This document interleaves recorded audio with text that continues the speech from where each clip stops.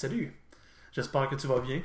J'espère que la vie est bonne pour toi, que, les buts sont de plus en plus proches et que si tu as des problèmes, ben, tu sais que tu trouves des solutions adéquates pour les surmonter. Euh, Moi, ça va bien. Mieux, je dirais. Dans le fond, j'ai passé quelques mois qui ont été un peu difficiles depuis décembre, je dirais, mais bon, je me reconstruis ça va de mieux en mieux. Je me suis inscrit à beaucoup de trucs, donc on continue, on lâche pas. Voilà. Aujourd'hui, j'ai le goût de te parler d'un film que j'adore. Bon, je pense que malheureusement, je vais dire ce truc-là à tous les épisodes, mais bon, tu sais, j'étais un fan de film, j'adore. Quand j'aime, j'adore. Genre. Donc, le film, c'est un film japonais qui s'appelle oh, Tetsuo the Iron Man. Tetsuo the Iron Man! C'est un film vraiment malade! Euh, c'est assez compliqué de commencer à parler de ce film-là parce que c'est un film qui est tellement étrange, mais dans le fond, le genre de film que c'est un cyberpunk japonais des années 80. Donc, je précise ça parce qu'il y a quand même pas mal de styles différents de cyberpunk. Donc, le cyberpunk est un genre de science-fiction qui deal beaucoup avec la technologie ou la façon que la technologie envahit nos vies et et c'est ça, nous modifie en tant qu'humains. Donc c'est comme une déshumanisation versus la froideur de la technologie. Et dans le fond, je précise souvent le cyberpunk japonais des années 80 parce que c'est un style en soi. Parce que tu sais, si on compare avec le cyberpunk américain, si on sait sur des films comme Blade Runner, Eraserhead avait été considéré comme un cyberpunk, malgré que, en tout cas, c'est particulier ce film-là aussi, mais des films comme Vidéodrome, La Matrice peut être considéré cyberpunk également, donc c'est tous des films justement qui deal avec notre rapport à la technologie. Je dirais la grosse différence entre l'approche américaine et l'approche japonaise, particulièrement des années 80, c'est la façon dont c'est fait. Donc, mettons qu'on prend l'américain. Donc, même Terminator, ça peut être considéré cyberpunk. Dans le fond, c'est des films où la transformation c'est déjà produite. Donc, c'est comme si on prend Blade Runner comme exemple, parce que c'est un film quand même qui a été genre, très gros dans le mouvement cyberpunk. Ben, tu sais, c'est comme, tu sais, quand on commence le film, la ville est déjà très modifiée, est déjà super technologique, puis tu sais, il y a comme des humains et des robots qui coexistent en même temps, puis c'est déjà produit, puis on voit un peu la vie dystopique de ce genre d'univers-là. La différence justement avec le cinéma cyberpunk japonais, encore une fois, particulièrement des années 80, c'est que eux, ils se concentrent sur la métamorphose en elle-même. Donc c'est pas avant, c'est pas après, c'est comme le milieu, c'est la phase mutation qui nous amène vers l'espèce de que la technologie est comme a déjà fait son envahissement, si je peux dire. Donc c'est vraiment c'est cyberpunk, mais en même temps ça frôle beaucoup avec l'autre forme d'horreur qu'on appelle le body horror, et comme l'horreur corporelle. Donc c'est l'horreur où les gens se métamorphosent, où ils nous posent des trucs dessus, puis on n'est plus en contrôle de notre vie, de notre propre corps. Et dans le fond, le cyberpunk japonais, c'est ça, mais envers une espèce de twist technologique. Il y a des très bons films qui sont sortis dans ce genre-là, donc des films comme Death Powder, des films comme 964 Pinocchio, Rubber Lovers, mais dans le fond, le film qui a été le plus influent sur ce sous-genre de science-fiction-là est définitivement Tetsuo the Iron Man. C'est ce film-là qui a comme un peu installé les barèmes de cette vague des années 80 de science-fiction.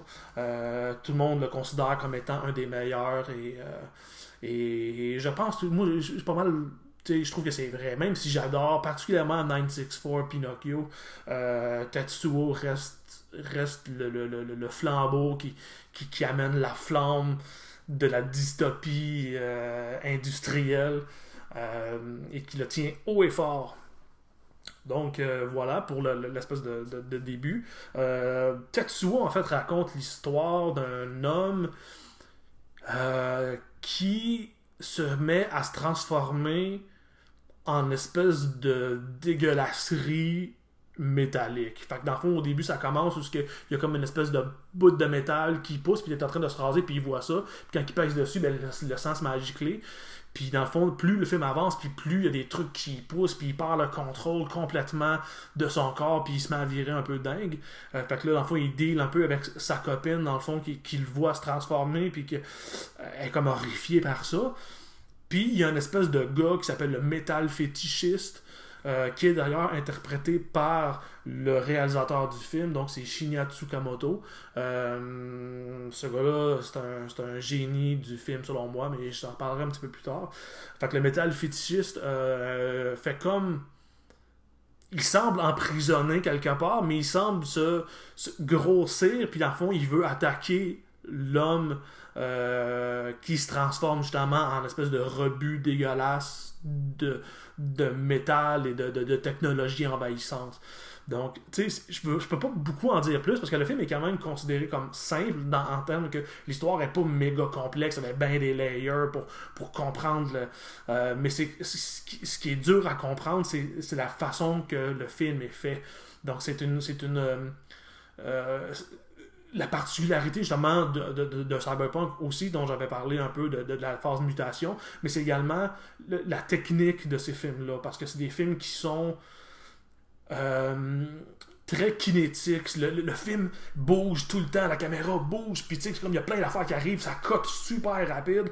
La musique est comme très industrielle, donc c'est comme des trucs de métal, mettons, comme du monde frapperait sur des plaques de métal, puis tu sais, c'est comme, il y a comme des sons de vapeur, puis tu sais, c'est ça qui construit la musique, puis c'est comme vraiment freak. Puis dans le fond, c'est que l'histoire est souvent très métaphorique puis très très hermétique, c'est super dur à comprendre, même si l'histoire est très simple, comme peut-être souvent l'histoire est super simple. En fait, quand tu l'écoutes plusieurs fois le film puis tu te mets à l'analyser, le film est très simple. C'est juste que ce qui est complexe, c'est la façon qui est montrée, parce qu'il y a presque pas de dialogue dans le film. Puis justement, c'est comme il y a plein de trucs qui bougent, puis il y a plein de surréalisme aussi qui embarque, des trucs qui arrivent puis qu'on comprend pas trop pourquoi. C'est expliqué dans le film, mais c'est expliqué genre pas comme dans les films américains où ils prennent le temps de dire, tu sais, comme dans les films d'action, on a souvent le méchant qui va comme expliquer tout son plan pour rien. Mais ça, là-dedans, c'est comme pas ça. C'est si tu comprends pas, mange-toi avec tes troubles, puis too bad. C'est comme. Fait que, tu sais, il faut vraiment. C'est des films à analyser. Il y en a des moins compliqués, mais reste que majoritairement, c'est des films qui sont assez hermétiques, assez durs à comprendre. Moi, c'est des trucs que je trouve vraiment intéressants, comparément, mettons, aux films, particulièrement les films modernes hollywoodiens. Mon Dieu, je trouve ça. Il n'y a rien qui m'intéresse, il n'y a absolument rien qui m'intéresse à part. Récemment, il y a Dune qui est sorti, en tout cas, je ne veux pas trop non plus virer fou avec tous les exemples, mais tu sais, reste que le cinéma moderne, je le trouve plate, je le trouve ennuyant, il n'y a comme pas de nouveauté, il n'y a pas de créativité, la structure est toujours pareille, c'est comme tout le temps la même affaire, enfin, c'est comme je me tanne, alors que quand tu vas dans des films underground, par des auteurs vraiment différents, des gens qui sont passionnés, genre à l'os par le cinéma, ben souvent tu as comme des découvertes, puis de l'originalité, de la créativité également. Puis Tetsuo déborde de tout ça. C'est comparable. J'ai jamais fait de drogue, d'acide ou de trucs comme ça, mais c'est vraiment comme si on serait dans une espèce de bad trip d'acide. Genre, c'est vraiment dingue. Là. Puis, comme je dis, c'est dur à comprendre, mais il y a quelque chose de le fun là-dedans. C'est véritablement une expérience à vivre. Donc, c'est un film que je conseille beaucoup. Justement, bon, je parlais de Shinya Tsukamoto tout à l'heure. Ce gars-là est un génie du cinéma, selon moi. Je veux dire, la façon qu'il fait ses films, c'est vraiment... Il a l'œil pour le cadrage. Même dans Tetsuo, t'as des cadrages vraiment bizarres. À un moment donné, tu vois la fille a réagi à quelque chose, mais elle est cadrée dans le fond. L'image arrête là, puis tu vois juste ses yeux, sa tête, puis dans le fond, toute l'espèce de drap de son appartement en arrière, puis tu fais comme, tu sais, pourquoi c'est cadré de même, puis il y a comme plein de trucs qui s'est cadré un peu, tu vois l'oreille de l'autre, puis tu sais, souvent aussi, en fait, les cadrages, c'est, mettons, t'as la caméra, t'as comme plein, en avant-plan, t'as plein de tuyaux, puis de fils, puis de trucs de métal, puis en arrière, tu vois le personnage qui est comme de dos, genre, puis qui est en train de faire de quoi de freak, genre. Fait que t'as comme tout le temps l'espèce de sentiment d'emprisonnement. T'sais, même il y a le gars au début du film, il fait comme s'enfuir, il y a une espèce de femme qui se transforme en métal, puis qu'elle le poursuit de façon dingue, genre, puis elle veut le tuer, genre. Puis lui il s'enferme à quelque part, puis t'as comme au-dessus de ce qui s'enferme, t'as comme un grillage, puis la caméra est derrière le grillage, puis lui il est comme pogné dans cette petite affaire-là, genre complètement emprisonné dans cette espèce d'enfer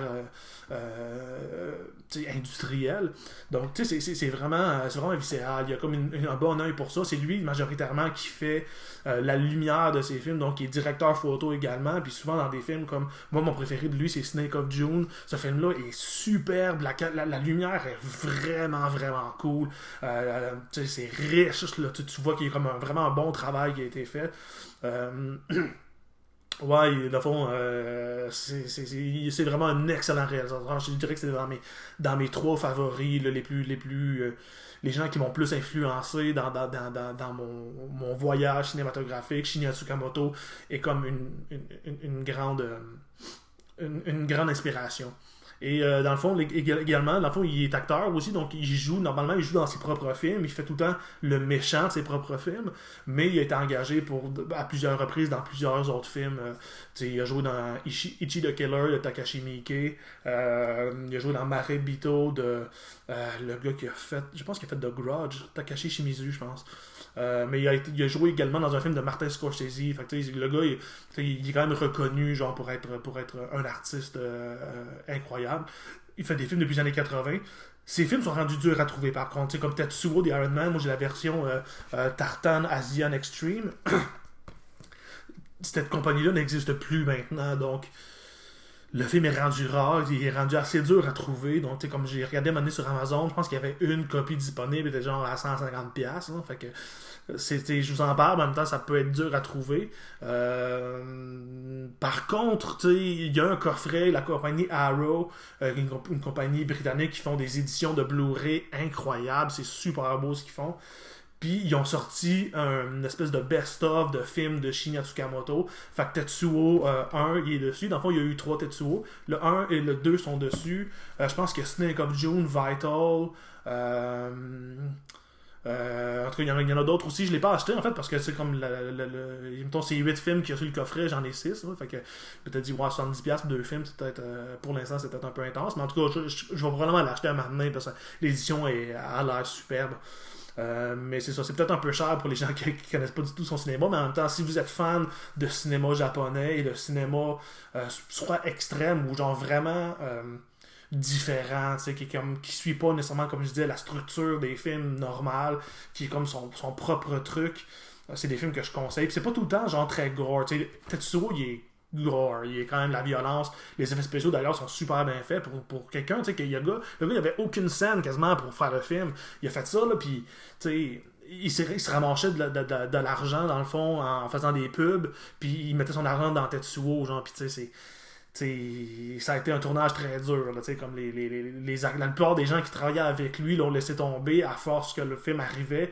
Parce qu'à un moment donné, il n'y avait plus d'argent pour tourner, ou ben c'était rendu genre intense, puis même le contenu du film est assez dingue. Fait qu'il y a beaucoup de gens qui sont partis, puis à la fin, il était quasiment tout seul avec les acteurs, genre pour finir le film. Mais les effets là sont vraiment vraiment dingues. Là, autant le gore, quand à un moment donné, il y a une fille qui poignarde le gars dans la gorge, puis elle fait comme l'ouvrir, puis tu sais, pour un film justement qui n'avait pas d'argent, c'est comme dur à faire. L'affaire, c'est qu'il a été tourné en noir et blanc, donc des fois tu peux te permettre certains trucs en noir et blanc que tu ne ferais pas, mettons, en couleur, parce qu'en couleur ça passerait mal. Ben, le fait qu'il est en noir et blanc, ça passe bien. Mais les effets sont très bons. C'est lui d'ailleurs, je pense, qui a fait des maquillages. Tu fais comme ce gars-là, il fait tout, genre. Mais ouais, c'est définitivement un artiste à regarder. Ouais, je parlais aussi de la musique. La musique est comme. C'est Chu Ikagawa. Mon Dieu, je me rappelle. Chu Ishikawa. La trame sonore de son film est incroyable. Les tunes ils fit avec l'espèce de chaos qu'on voit à l'image. C'est vraiment de l'originalité pure. Donc, ouais. Donc, oui, c'est ça, je parlais tantôt, excusez-moi, j'ai changé de sujet beaucoup. Des fois, je me parle à ma propre tête. Mais c'est ça, le Arrow ont sorti un coffret qui peut valoir la peine si vous voulez visionner ça. Sinon, ben, moi, personnellement, je ne suis pas pour le piratage. Bon, j'adore avoir les copies des films originaux. C'est comme, je suis un collectionneur, donc il faut que j'aille ça. Donc, je suis pas nécessairement pour le piratage. Par contre, des films qui ne sont pas disponibles autrement, tu sais, dans le fond, ça vaut la peine de les voir quand même. Puis à un moment donné, ils vont sûrement ressortir des éditions. C'est des films, tu sais, qui sont classés cultes. Donc c'est sûr qu'ils vont en refaire. Fait que, tu sais, mettons, en attendant, ça peut être une option d'aller voir, de le chercher pour le visionner. Parce que c'est définitivement une expérience à avoir. Que vous aimiez ou aimiez pas ça, je pense que si vous aimez le cinéma japonais, c'est un incontournable. Tetsuo Daraman, Shina Tsukamoto, que du positif. Alors, sur ces belles paroles, rock and roll.